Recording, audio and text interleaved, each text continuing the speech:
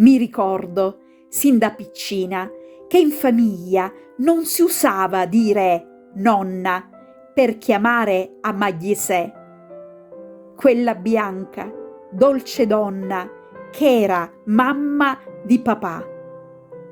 Questa usanza familiare non creava confusione perché i nostri genitori erano mamma e papà, mentre i loro erano per noi ma e pa, con l'aggiunta del nome a rafforzarne l'identità.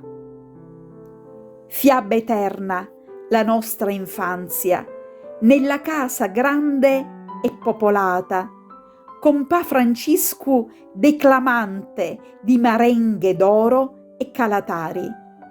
E i brillanti erano i nipoti da educare e vezzeggiare.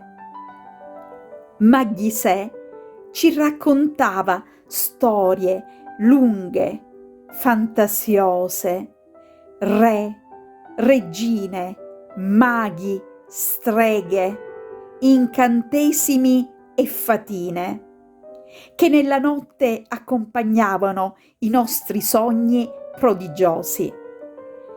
Che risvegli favolosi in quel mondo ovattato, dove in cucina sin dal mattino il pentolone della colazione sbuffava per quella dozzina di bocche da sfamare. Grande famiglia numerosa, tutti in corsa per la scuola, dal più grande al più piccino si indossava il grembiulino. Al ritorno e fino a sera riecheggiava la corale. Rosa, rose, rosam, rosa, declinavano i latinisti.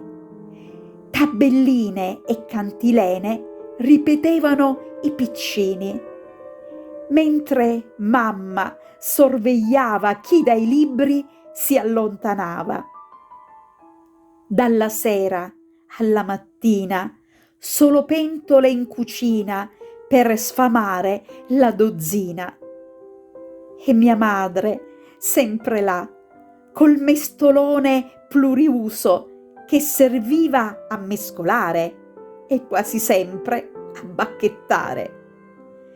Dopo la tenera nidiata, lesta, corre alla tavolata, perché tutto era poesia nell'allegra famiglia mia. Oggi sento poco dire mamma e ogni tanto sode nonna.